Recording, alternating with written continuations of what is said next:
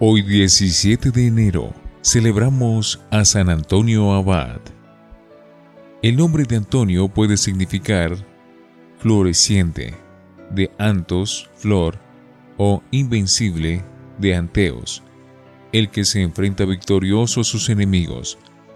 La vida de este santo la escribió San Atanasio, su gran amigo. San Antonio Abad murió el 17 de enero del año 356. Había nacido en Egipto en el año 251. Se le llama Abad, que significa padre, porque él fue el padre fundador de monasterios de los monjes. De pequeño, no le enseñaron a leer y a escribir, pero sí lo supieron educar cristianamente. A los 20 años quedó huérfano de padre y madre, y al entrar en una iglesia oyó leer aquellas palabras de Jesús: si quieres ser perfecto, vende todo lo que tienes y dáselo a los pobres. Se fue entonces y vendió las 300 fanegadas de buenas tierras que sus padres le habían dejado en herencia, y repartió el dinero a los necesitados. Lo mismo hizo con sus casas y mobiliarios. Solo dejó una pequeña cantidad para vivir él y su hermana. Pero luego oyó leer en el templo aquella frase de Cristo: no os preocupéis por el día de mañana, y vendió el resto de los bienes que le quedaban, y asegurando en un convento de monjas la educación y el futuro de su hermana, repartió todo lo demás entre la gente más pobre, y él se quedó en absoluta pobreza, confiado solo a Dios. Se retiró a las afueras de la ciudad a vivir en soledad y oración. Vivía cerca de algunos monjes que habitaban por allí, y de ellos fue aprendiendo a orar y a meditar. Le enseñaron a leer, y su memoria era tal que lo que leía lo aprendía de memoria. Esto le va a servir mucho para el futuro, cuando no tendrá libros para leer, pero sí recordará maravillosamente lo leído anteriormente. Recordando la frase de San Pablo: el que no trabaja, que no coma. Segunda de Tesalonicenses 3:10. Aprendió a tejer canastos, y con el trabajo de sus manos conseguía para su sustento, y aún le quedaba para ayudar a los pobres. Su fervor era tan grande que pronto que oía hablar de un monje o ermitaño muy santo, se iba hacia él a escucharle los consejos, y trataba de aprender cómo llegar a la santidad, y así pronto fue también él un ermitaño admirablemente santo. Pero el demonio empezó a traerle terribles tentaciones. Le presentaba en la mente todo el gran bien que él podría haber hecho si en vez de repartir sus riquezas a los pobres, las hubiera conservado para extender la religión, y le mostraba lo antipática y fea que sería su futura vida de monje ermitaño. Trataba de que se sintiera descontento de la vocación a la cual Dios lo había llamado. Como no lograba desanimarlo, entonces el demonio le trajo las más desesperantes tentaciones contra la pureza. Le presentaba en la imaginación toda clase de imágenes impuras, pero él, recordando aquellas frases de Jesús: vigilad y orad, para no caer en la tentación. Ciertos malos espíritus no se alejan sino con ayuno y oración. Se puso a vigilar sus sentidos, ojos, oídos, etc., para que ninguna mala imagen o atracción los sedujeran, y luego empezó a orar mucho y a ayunar frecuentemente. Pasaba muchas horas del día y de la noche orando.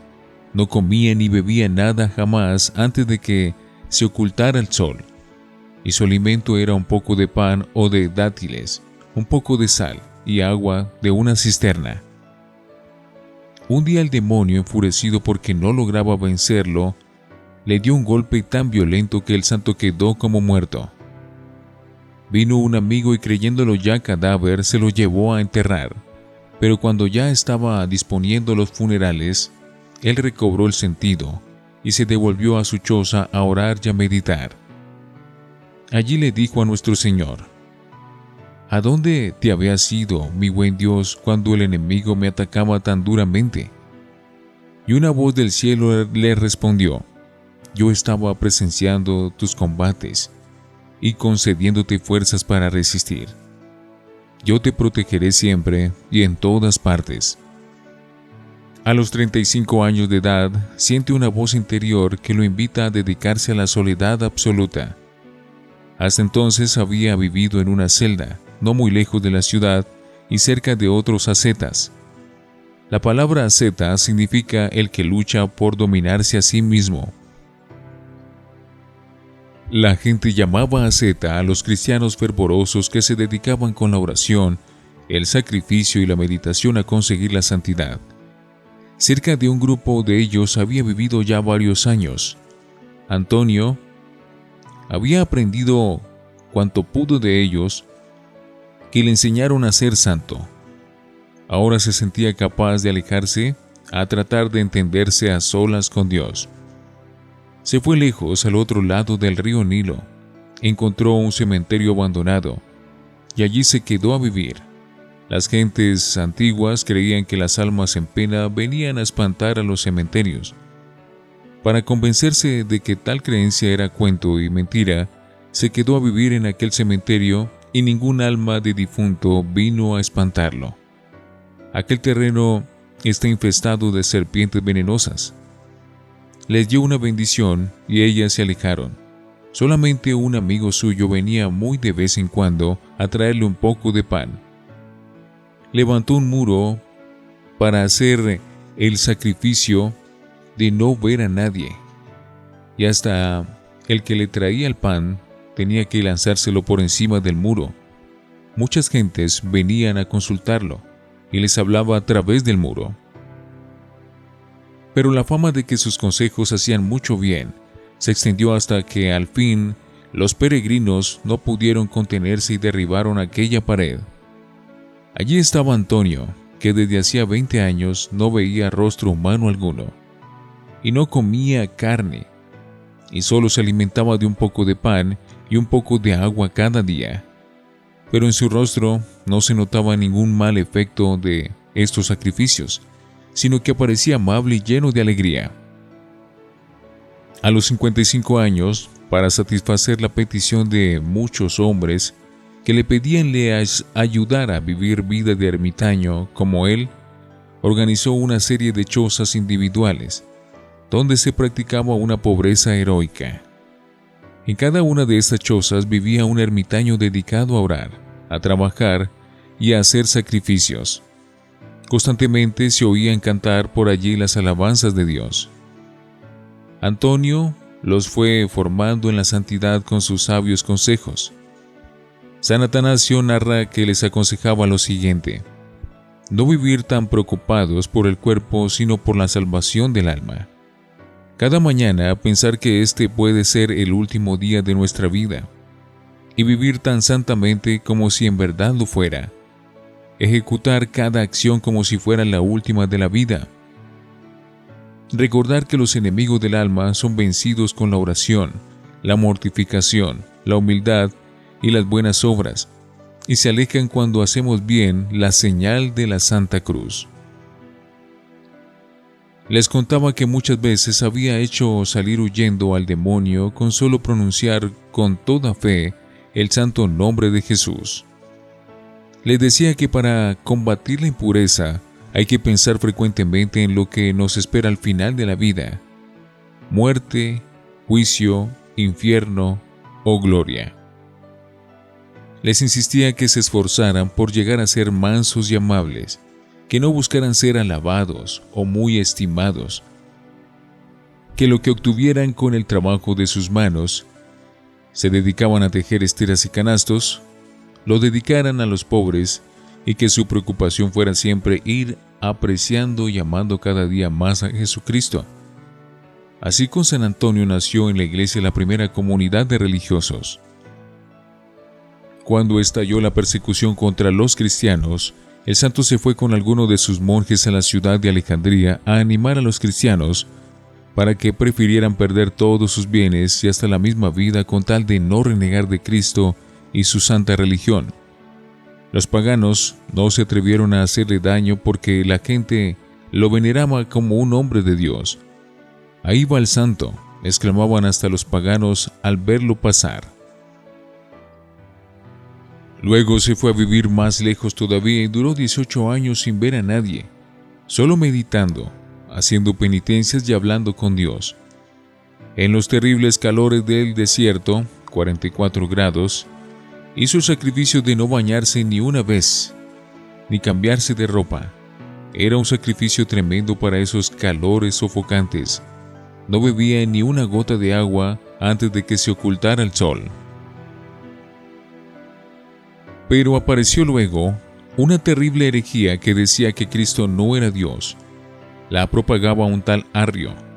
San Antonio contempló en una visión que el mundo se llenaba de serpientes venenosas y oyó una voz que decía: son los que niegan que Jesucristo es Dios.